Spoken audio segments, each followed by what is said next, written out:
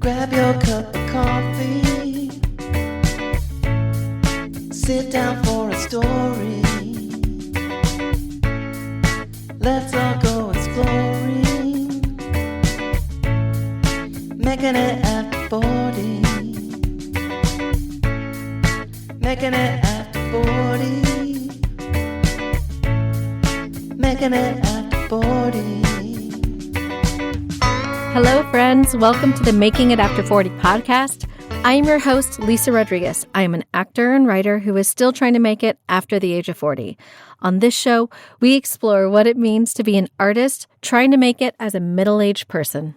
This week, my guest is an actress, writer, and director, MaryLee Herrmann. MaryLee was a total stranger to me at the beginning of this episode, but we ended up finding a real connection in our conversation. We chat about MaryLee's decision to come back to acting after trying to focus her efforts behind the camera, how shifting your priorities can feed your creativity, and how creating your art can be a therapeutic experience. Over the last year or so, MaryLee has been performing her solo show, Schmaltzy Princie, which will run again in Los Angeles at the Solo Fest on February 23rd. Please check out this episode and then check out our show. All right. Okay, so today on the show we have MaryLee Herrmann.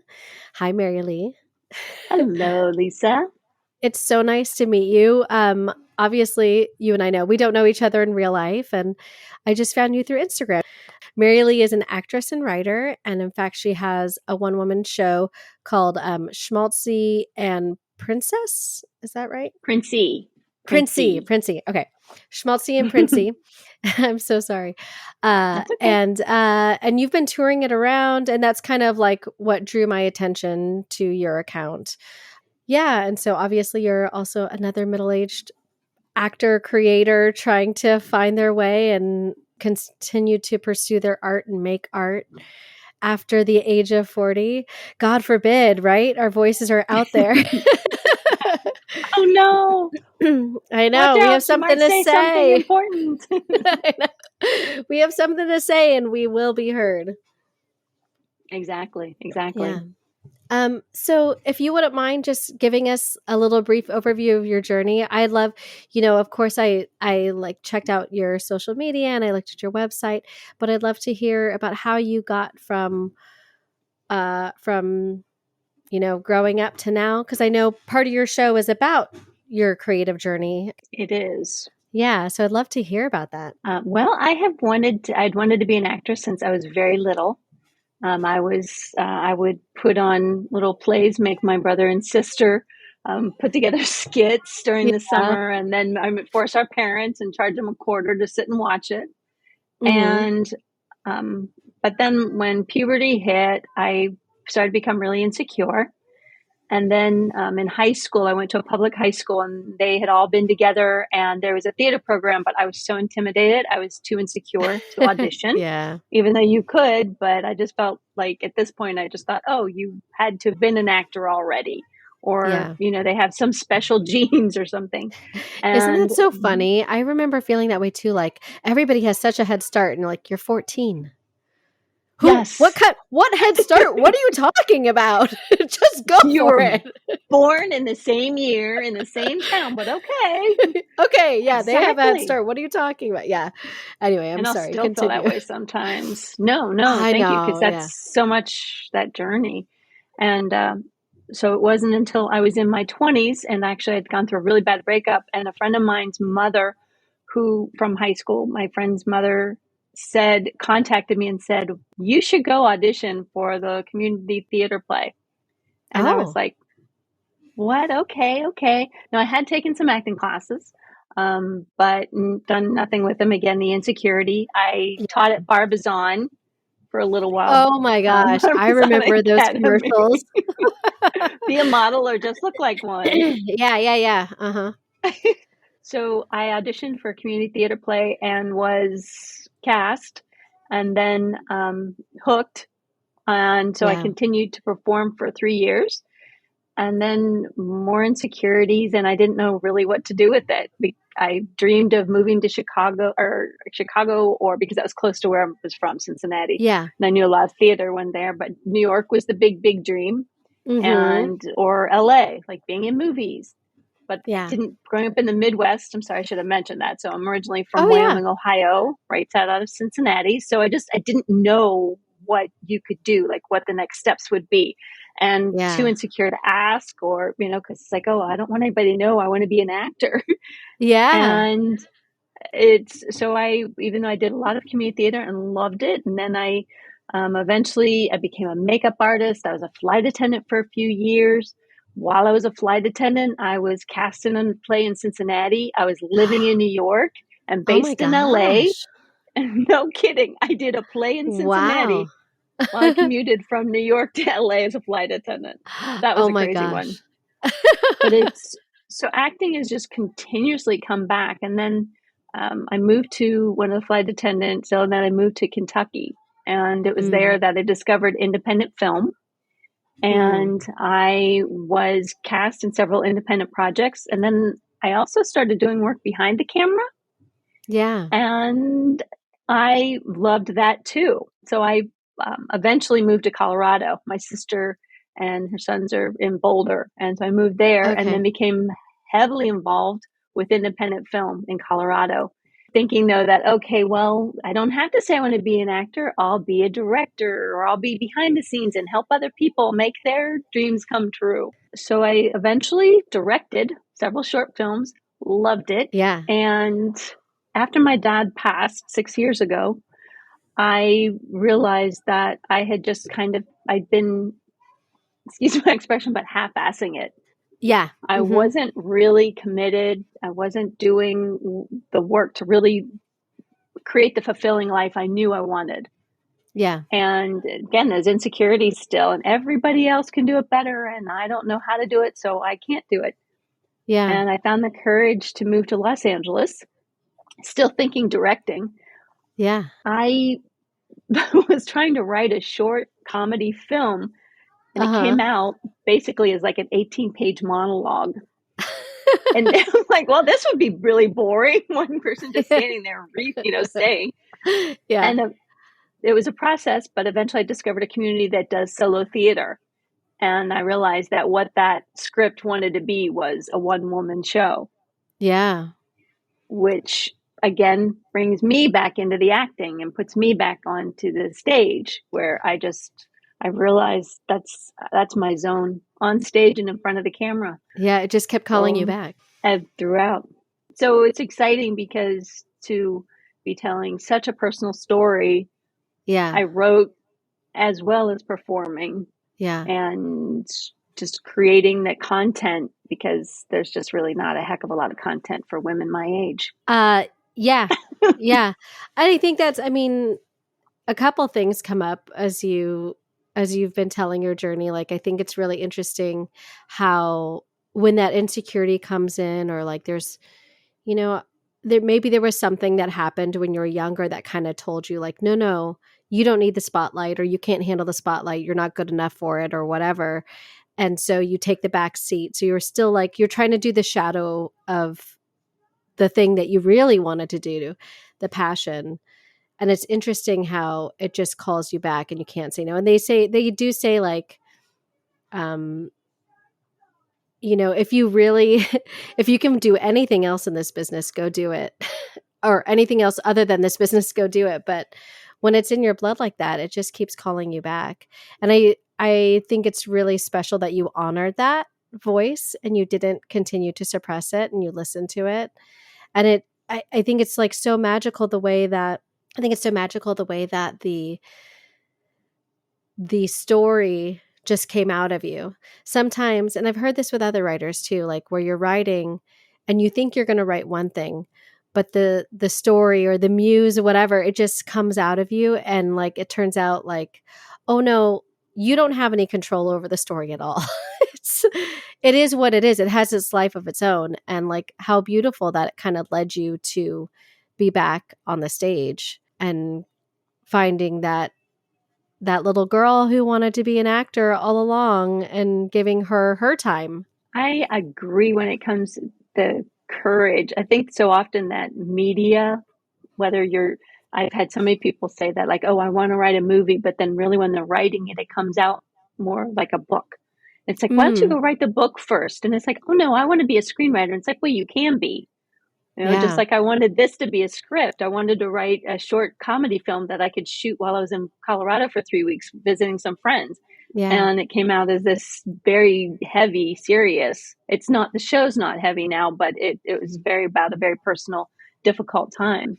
And I find that the more that you do or listen to it, then the stronger the project becomes and the less challenges. And it doesn't mean there aren't challenges, but if it's meant to be a one woman show, then you go that Yeah. route, it's gonna help you. It's gonna help. Whereas if you're fighting it, if you're saying, oh no, but I want to be a Yeah. screenwriter, and you're forcing it into a script when it really wants to be a book or a song or a poem, then Yeah. you're just making it tougher on yourself. Yeah. There's the artist Tom Waits, the musician, actor Tom Waits. I remember reading an interview once where he talks about how he'll have a song that comes to him, and he always shares credit for his music with his wife. And Oh, I love yeah, that. isn't that so great? And so I assume they're still married. I hope so, because it makes the story so much more magical. But he was saying that, like, when he has a song that's coming out and it's just not coming together right, he says, I've got a sick flamingo. Because how do you help a sick flamingo?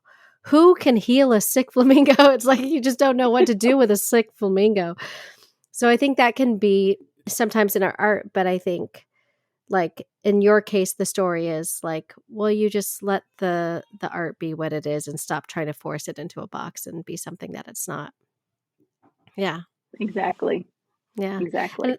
and that takes a lot of experience and uh again, I don't know if courage is the right word, but definitely a lot of experience to kind of give yourself that permission to let it go, you know? I'm going to argue with you there. Okay, okay, go ahead. Yeah, let's yeah. Well, because the experience thing, like I had no clue about writing a one woman show and Mm, or about what a one woman show was, a solo show. I didn't even know the term solo theater.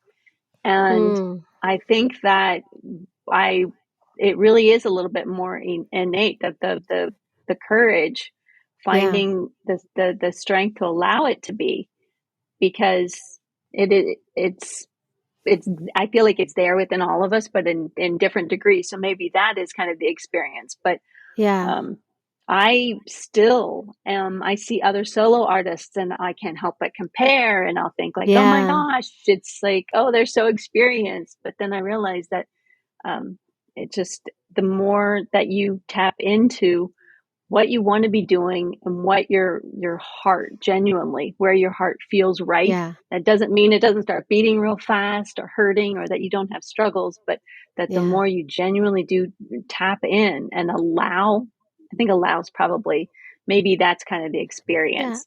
Or You even learn to trust. allow. Yeah, Yes. yeah, or trust, Yes. like trusting yourself and trusting the work, the story that's coming out. Yeah.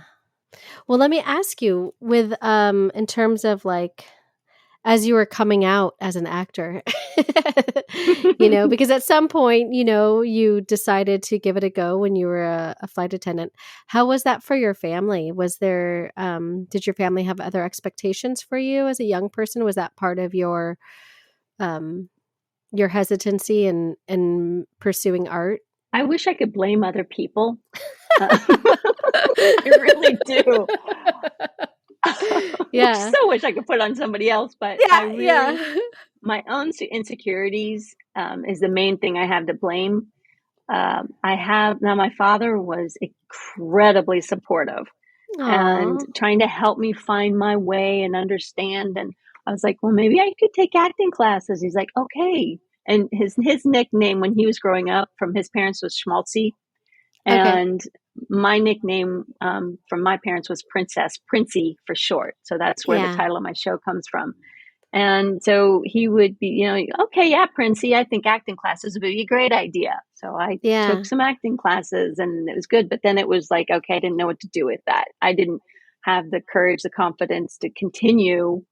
Like, okay, well, what could I do next? Like, can I move to New York and audition, or I'm in Cincinnati, Ohio, and not tapped in. None of my family was in the arts in that way. Yeah. So I can blame them for that, for having other real careers. I mean, that's a part of the challenge too, is if you don't have anyone else in your immediate family or community who's done it, it's kind of hard to see yourself doing that. Yeah, I think my family, for the most part, I'm one of 5 kids, and they're very supportive. I think it's very confusing to them because it is such a unique, it's a lifestyle choice. Yeah. It Mm-hmm. is not like I have a 9 to 5, and I think that there's not really a comprehension of what my world is like. As much as they want me to do well and are hoping for me, I think a Yeah. lot of people, not even just my family, but other people, it's like, okay, she's in her 50s and she's picking up and leaving her friends and in her support system in Colorado, where I was living at the time, Yeah. and moving to LA, where she knows hardly anybody. Okay, really? Like Yeah. that's like, how do we not tell her that's irresponsible? What are you doing? I know, right? Yeah. Well, I think you kind of hit the nail on the head of an actor experience in general, is that I think people on the outside don't really understand what the lifestyle is or the day to day. Even just in starting this podcast, my sister, she listened to the first couple episodes and she called me and she's like, I just want to tell you, I'm so proud of you. I had no idea how many things you're doing and how much work it is for you to be like pursuing this career. And like, she's like, I don't understand what you do with your time and like whatnot. And so like just the podcast alone and talking to other actors, she kind of got some insight into what it is to be an actor who's working or trying to work and trying to book things. And so that was really special to like get to have that. And cause like, I don't know about you, but I'm always like, do you really want to know, like get the inside baseball view on this? Like, so I just never shared anything with anybody. And you don't really know what to share, like Right. what would be interesting or not, because it isn't as though, it's like, oh, well, if you have a day, if you work a standard, I hate to say standard, but you know what I mean, the same job Monday through Friday, and you're going to the same office, your experiences are going to be similar. And so when something unique happens, you'll share that. Well, Right. in this world, every day is unique. And Yeah. it's like, okay, well, I had this audition, or Yeah. Yeah. So how has it been for you when you moved out to LA in your 50s? What was that experience like, trying to get grounded and trying to find your community and get agents and all that good stuff? that is, well, I'm in the process. So I'm very Yes. much in the process. I have, my show has been, during the pandemic, I went back to Colorado, and that was where I managed to finish writing the show. And then my director, Jessica Lynn Johnson, was like, okay, you're going to have to put a stake in the ground to really finish this script and make it happen. So Yeah. I did a table read. And then after the table read, it was like, well, you could be premiering it at Hollywood Fringe Festival in June of last year, 2022. Yeah. And I was like, what? So I came back in April and was preparing for Hollywood Fringe. And then I performed in Santa Monica, and then I was accepted to United Solo, which was in New Yeah. York on 42nd. And that was huge, to go to New York and perform on 42nd Street. That's huge. Yeah, I'm just like, wow, talk about things that you just, yeah, I was in such a zone in New York more than anything. So it's just now really that I'm like, okay, I need to be pulling things together, making sure my resume and figuring out a reel, because I don't have materials. So I'm doing a lot of the research now. I think one of the toughest things is, like you're talking about, the community. I have Yeah. some wonderful people I've met who are solo artists.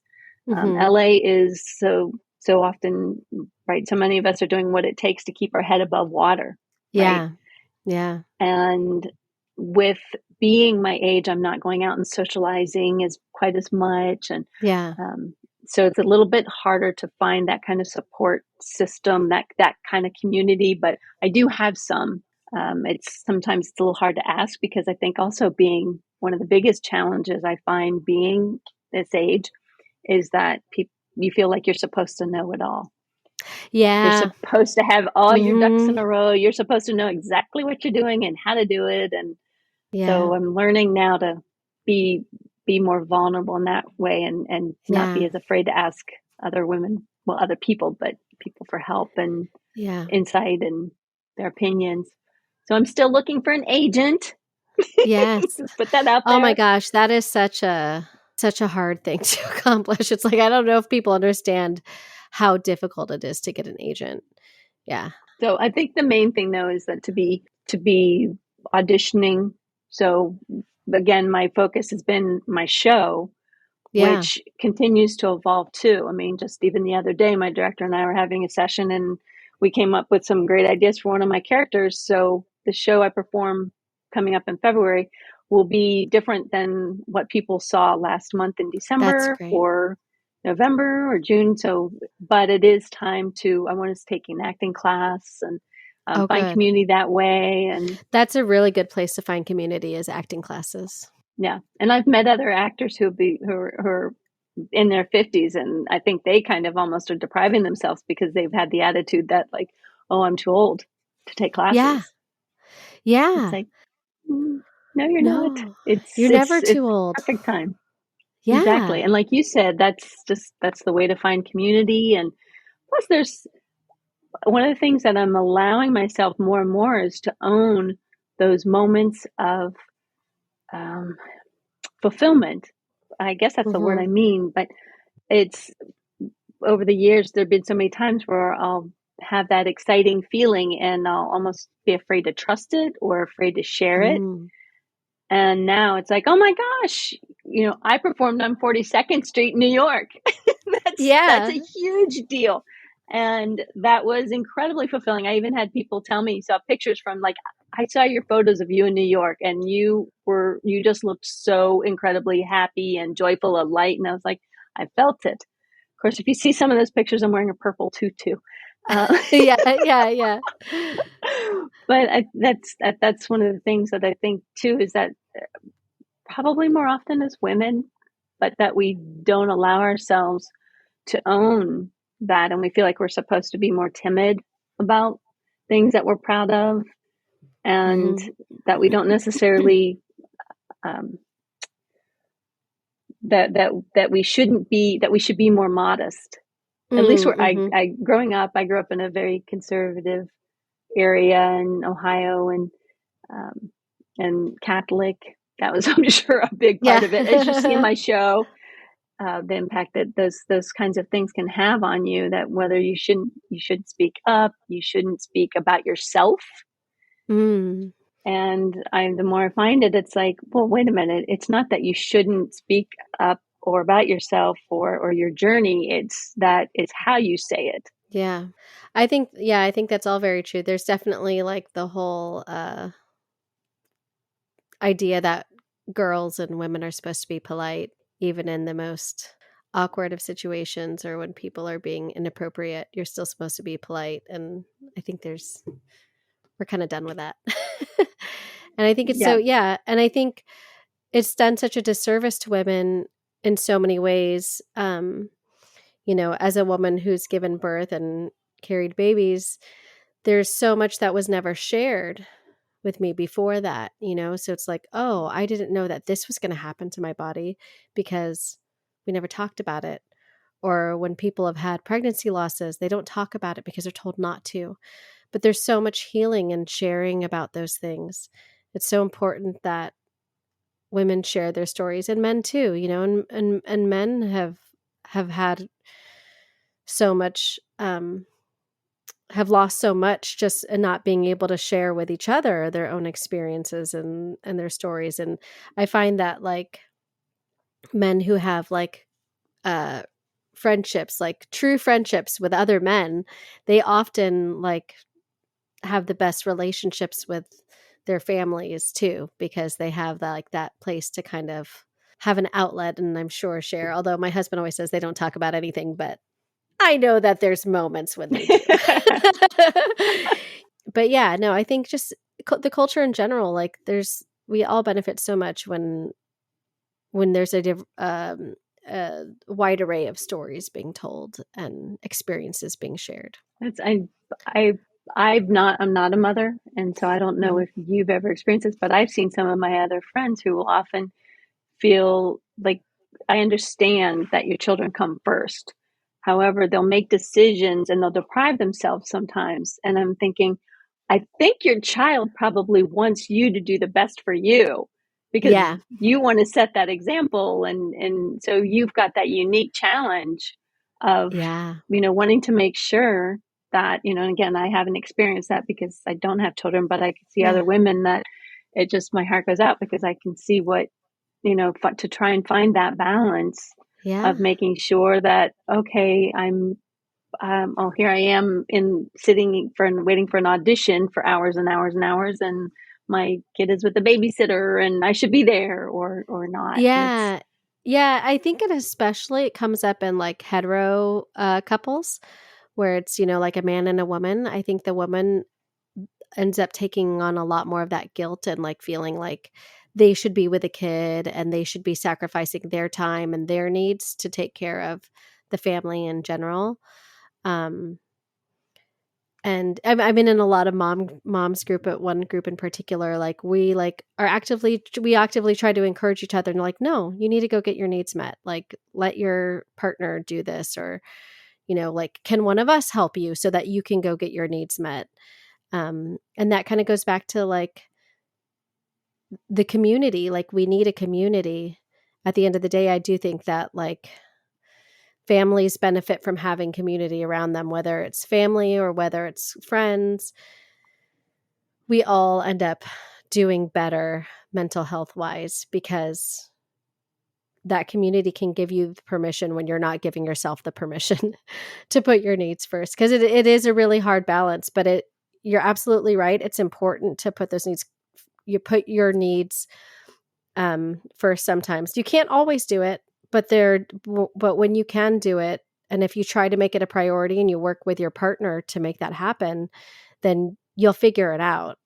And then both needs get met, and then you don't burn out, and you will burn out. I've experienced burnout, and I'm fortunate that my husband is the kind of person who, like, for example, tonight, like I told you, we just finished dinner. He's like, go, I got it, mom.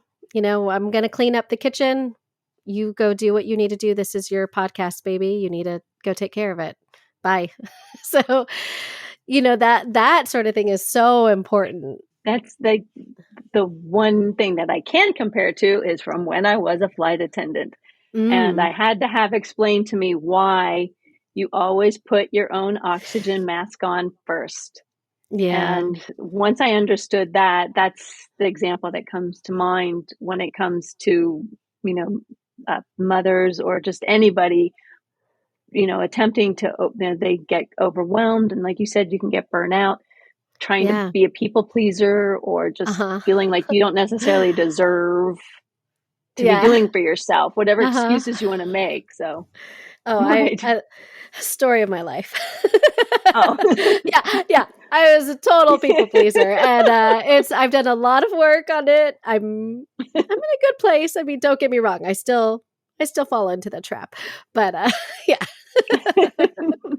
Very familiar. So with when did you realize though that the people pleasing, when and how did you realize, okay, I have to do something to shift that? It was actually, don't see it, or it was during my divorce for my first husband. Yeah. And it became, we did some couples therapy, and then we started doing solo therapy. And in that, I started to realize my codependent behaviors and the people pleasing. And so then that's when I went down that journey of trying to unravel that and eliminate those behaviors and heal my spirit and soul. So that way, like seeing that those behaviors benefit nobody, I could see how like that affected my relationships, including my divorce, my relationship with my first husband, that I wasn't being, I guess it's just, the benefit, that behavior just didn't benefit either of us or my child, because then it leads to burnout, and then I'm useless to everybody. Do you ever find some of those habits or some of the little things you find yourself sliding again into something? Oh, Absolutely. Yeah, I do find it. And so I try to be aware of it. And then, like I have tools. I'll have to like kind of like stop and reflect on like, okay, well, you didn't ask for this. You needed help. And instead you started to just get resentful, or now you're snapping, or however it's showing up. It'll show up in some sort of way, right? And then Yep. when that happens, I have to like stop myself and like, it's usually like with my now husband, as I say, like, hey, I need your help with this. I need to do these things and I don't know how to do it all. Can you help me with one of them? You know.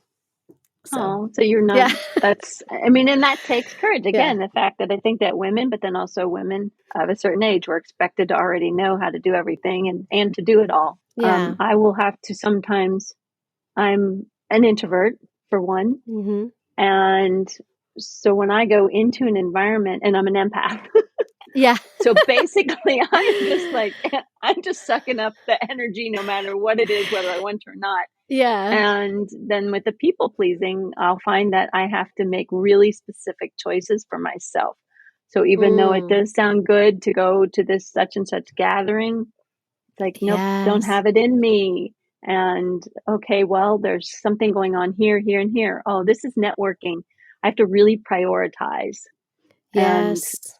that's one of the biggest things that comes to me now with, with age, with experience, is that realizing that things that I was worried that whole FOMO, it's like, oh my gosh, I have to Mhm. go to everything, Yeah. I have to do Uh-huh. everything, but then you realize, okay, I didn't even really have that much fun, but I was afraid of missing out, or I thought I was supposed to go. And so Yeah. now I will be do my best to honor.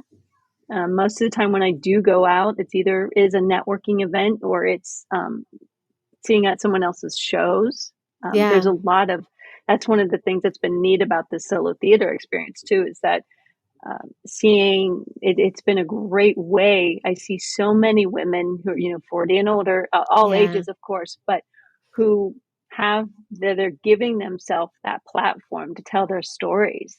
Yeah. And whether their intentions are, I want to be an actor, as myself, as, being an actor, or if it's that, okay, I just have this story and I just got to tell it. And then they work through it. And so basically the writing of your script can be, therapeutic and help you work through something. And then you perform it. And then that's the catharsis. Yeah. And, though don't tell anybody, because I say I'm still in the therapy part of it, because Yeah. I'm still working through the issues that are in my Yeah. script. But and that's the thing, is that with knowing what does matter to you and focusing on that, is it just, there's just like that strength that comes from that. And if you do allow yourself that, and it's like, okay, wait a minute, that doesn't really matter. Yeah. Going to every single thing used to matter, or doing this used to matter, or being parts of, the fact that you're saying, you belong to a lot of groups. You probably have to be selective which ones. And, I Yeah. think that there's times where we think that we stay with something because it's easy. Yeah. I have a friend who's also in her 50s, and she's living somewhere that she's not happy. She's not crazy about anything, but it's kind of easier to stay. And I was like, Yeah. well, you could just stay there forever and you'll always find some kind of work. But what's that doing for your heart? And that just comes back to, like, with what you're saying, is that if you're not happy and healthy emotionally, then you're not really doing anybody a favor. Yeah. Yeah, no, that's absolutely right. Oh, you said something and it really resonated with me. You were talking about the priorities. I think a lot of that's what it comes down to, is once you kind of know what your priorities in your life are, it really makes those decisions easier, doesn't it? Like you don't feel like, Yep. once you know that these things are my priority in my life. So if I go to this event, is it going to fall into one of these categories that are within my priorities and my focus right now? And if it does, then it's like, okay, well then, yeah, I want to go. It's worth my time and energy, etc.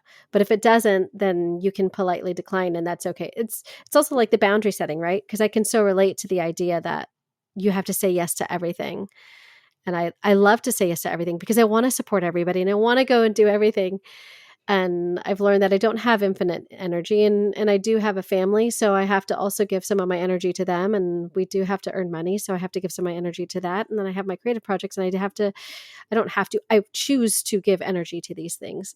So when you like really, like you said, make it a choice, I think it really changes your ability to create and the quality of what you're creating, because then each time when you do go out and you meet new people and you make those connections, even just now choosing to make this connection with you, this is a really quality connection. We both chose to be here and put our time and energy into it, and that's going to feed our work in the long run. And who knows how else that energy is going to continue to grow. I agree. Well, and like you said early on too, is that women's stories need to get out there. I have a thing that I'll tell people, especially guys, once I first start dating them, that you can't read each other's minds. And so Yeah. like it will frustrate me when a friend will say that she's upset that so-and-so, her boyfriend or husband or whatever, didn't do something for her. I'm like, well, did he know that you would have liked that? And I understand wanting surprise. I understand wanting certain things, but I just think that we can't always presume. So it's kind of the same thing like with this, is that the more that we do share our stories, that we are open about it, then the more that other people can, women who are, or men, but who are going through the more unique experience of not being 20 and trying to be creative or, Yeah. make it in a creative, but that we share our experiences, that the more that does for me too, because then that draws. So for instance, you were drawn to, to reach out, and so now we have this connection, and the more that we can do that, not only does that make my art stronger, your art stronger, but it lets people know, it gives other people permission. That's Yeah. for me one of the most rewarding things about my show, Lisa, has been when I'll either write afterward or I'll get a message from somebody the next day. Some people I know, some I don't, saying, after seeing your show, I have decided I want to go for it and get back into acting, even though I'm 70. After seeing your Oh, show, I decided I want to go back to school. I've always wanted to, even though I'm in my 60s or whatever. And so yeah. that kind of a thing. So, um, again, like you're talking about community and everything, giving each other permission. So even if I don't meet all these people personally, even though you won't Right. necessarily meet all your listeners personally, that you're still saying like, hey, you got permission. You've got Yeah. permission. Take it. Yeah. Yeah, and I hope they do. I know even I have many listeners who have nothing to do with the art world or the creative world, and they take something away from it. Just the idea of, like you said, just going out and doing something that you've always wanted to do, and your age is not going to inhibit you from doing that. I think that's been a I have really rewarding thing of the podcast. two things that I Yeah. really have over the last few years, that have really sort of been my little mantras. One is that it's 50 and up, not 50 and over. So I can't Mm. stand when you fill out those forms. It says, okay, 20 to 29, 30 to 39, 40 to 49, 50 and over. I'm like, what? Like you're just this big, go off into the big wild blue yonder. It's I mean, people live until like they're 100. 50 to 100 is very different. exactly. Why is it 50 and up? Yeah.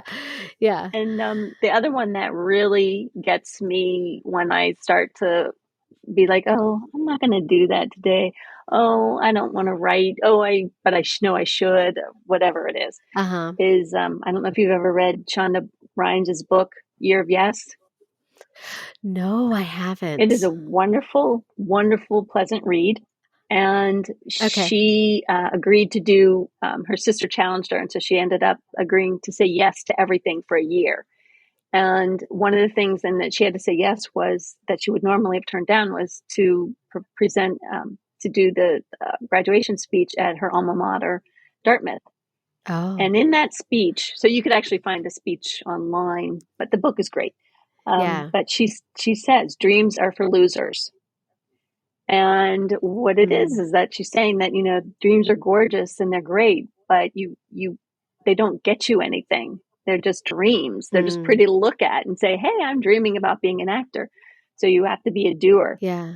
So I'm Yeah. always saying now, like my hashtag, even though I know hashtags are outdated, but hashtag do your dream, Yeah. because that's the thing, is that we don't, nobody knows, not to get dismal, but we don't know how long we have. We just have no clue. Yeah. I want to go to bed at night knowing that I did that day, I did what I needed to for myself. I showed up for myself, for my heart, my soul, my physical that day. And then I sleep much better Yeah. that way too. Yeah. I don't think that's dismal at all. That's just reality, is we don't know. We don't know how much time we have on this planet. So you might as well do what you want to do while you're here. But don't hurt other people if that's what you want to do. Oh, Just no.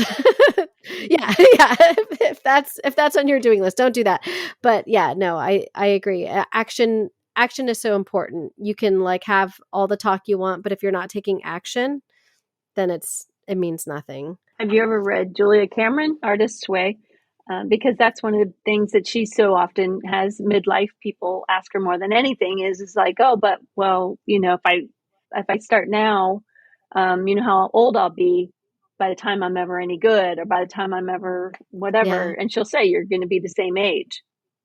So in other words, I'm going to Yeah. turn 60, 65, 70, whatever, no matter what. Yeah. So why wouldn't you Yeah. choose to be more fulfilled? I think one thing that makes me sad is that my dad, I think he always dreamt of learning to play the piano. And he had Yeah. a piano in his house even for a little while, just a, little upright piano. And I'm like, man, I wish I'd done more. Try not to have regrets, but I wish I'd done something more to help encourage that when he could have done that. Yeah. That's hard. That's hard because you want them to like, whenever you have a loved one who's not doing something that you think they should and would benefit them and would make their life more fulfilling, all you want to do is push them into it. And at the end of the day, they have to figure it out on their own. I mean, you can Right. always like give them tools and encouragement, but yeah. I love the Artist Way. I credit the Artist Way with giving me the courage to do this podcast. It kind of got me back into the creating mode during the pandemic. I did a whole 12-week program and with a group of other women, and my friend Jennifer Seffert runs it, and it's great. I'll link it in the show notes. I linked it in the show this past week too. But it's an online, you meet for 12 weeks, and it was really transformative for me. It was great. You allowed yourself to be open to it. And you're right. We can't, I mean, it's just, there's other people even who aren't parents that oh my gosh, if you would just do this, if you would just do that. Like, I feel like I wrote my own one woman show. It's 75 minutes long and I finished it. I wrote it. So I try to encourage other writer friends. I'm like, but you can't. And that's the thing too, is that being on that side, because sometimes then it'll frustrate me when other people will try to push in a certain way. And it's like, that's not working for me. I got to find my own way. So, but the good thing about that is that then you get to take the credit for it. Yeah. I was going to say, I think also what's funny is that sometimes you can't push yourself either. Like, I know I have these scripts that I've been wanting to get out there, and they're living in my head, and I can't seem to find the time. And I was chatting with my friend Eric, he's a past guest on the show, about it over text, and he was like, you gotta, like, he was pushing me, you gotta write. And I was like, yeah, I think I just need to carve out like 20 or 30 minutes a week. If that's all I can give a week, let me just start there. Because I do have one pilot written, but I need to start something new, and I have several ideas in my head, and I don't know, maybe I need an accountability partner. But sometimes you can't even push yourself to the water, and like I know that I would really benefit from doing this. If I could just get it out on paper, it would be really good for my career, and it'd be really good for me and my creativity. But when am I going to find the time? So yeah, I think sometimes we're even our own hindrance. Do you think time is the only thing keeping you from doing it? Or do you think do you ever get that fear? Because I think I know what I go through is that it's like, Oh my gosh, because it's up here in my head, and I can see it on the page, but I can't. Well, this is part of my show. Actually, goes into this the whole Yeah. creative block, but because it's like I think that we make excuses, but that it really comes down to something else, like fear, or something else that's really more internal. Because time is out here, Yeah. and that would maybe be keeping you from doing it. That's a really good question, MaryLee. And I like that you're challenging me on that because I think that is something that I need to explore. Is there something else inside me that's not finding the time intentionally? Because there's a way. You're a That's mom. not making that priority. But no, it could be because I'm sure I could find, like a little time here or there if I really worked for it. I'm really going to have to sit with that. And I do these like meditations where like when I feel like I have a block, I kind of like will talk through it and like, okay, this is how I'm feeling. Where is it in my body? What does this feel like? Does this feel like it's from something that happened when I was a kid? What is that thing? Like, is there a memory there? And so like dig and I dig, and then like oftentimes I'll dig until I find what that core wound was. And then I'm sobbing. I'm like, oh yeah, just because I don't feel worthy because this happened, blah, blah, blah, blah. And that's super beneficial. So now you just gave me a new block to work through, to explore. I appreciate that. Thank you. That's what we're all here for. Thank you for coming on my show, so I could ask you that question. No. Yes. But that is exactly what we're talking about, though, is the connection, right? And Yeah. I, to be honest, Yeah. I get that I get to have that wonderful feeling of that. Okay, we had this connection, and I contributed. Yeah. Again, that to find that for each other, and Yeah. just if it helps, another book that was a huge help for me in writing screenplays is how to write Vicky King, how to write a script or how to write a movie in 21 days, I think it's called. Oh. And because you can pick how you want to do it. She has like each day you get an assignment. So it's either you're writing for 20 minutes straight or you're writing for an hour straight, or for this day you're writing 3 pages straight. So it's in morsels. So it's so doable. That's really cool. That's interesting. I'm going to have to check that one out. There is something I think about putting some things aside. So for instance, what my one woman show, even when I was starting the 18-page drama monologue kind of thing that came out of me, was based on a feature film that I do want to write and had been trying to write. And actually my character in Schmaltzy Princie, she has 3 days to write a feature film script. Okay. But she has her challenges and her blocks. And I have one more book, and I think it's actually right behind me, that if The War of Art, you ever read this one? No, I've never heard of that one. Okay. Anybody, every listener right now, The War of Art by Stephen Pressfield. And it's a simple, great read. And it has just been, I go to it constantly. It's usually in my backpack. You can tell it's falling apart. It's just so simple and smart and just like, oh yeah, okay. So that and The Artist's Way are kind of my main Bibles go-tos, but this one especially because you can it's just little chapters, and I could just read it any open it up. Yeah, you can pick it up and put it down and pick it up. Yeah, that's exactly great. Okay, The War of Art. Well, I have learned so much from you today. I really love this. I always ask everybody what advice would you have for someone who's looking to make a change, or starting out on their journey. I feel like you've given a lot of advice, but is there any other piece of advice you would give to someone who's looking to just kind of make the leap like you did and pick up their art again in their 50s? I'm trying to think, is there something I haven't said already? I know, I feel like you've said so much already, but I think I've said this, but I'll sort of reiterate something actually I was saying to my friend who yesterday that we were talking about whether she should move, is that there's always going to be challenges. I'm moving to LA was great. I'm excited to be here, but I've had days of depression. I've had tough days. I've had the challenges and everything. So no matter what, there's going to be challenges, but you just want to choose your challenges. That's really what you're doing, is choosing your challenges. And so it's not a matter of trying to pick what's easiest and say, well, it's too difficult to start doing that again, so I'm not going to. It's you know what? Nope. Do one thing today. Do one thing today, whether it's Googling an art class, whether it's going and getting a book, whether it's reaching out to somebody and saying, I have a script. Do you know who I could get this to? Just do one thing today. Yeah. I think that's solid advice. Yeah. You saying that makes me think, I know what the one thing I need to do next for my writing is. I need to have a table read for the script that I do have.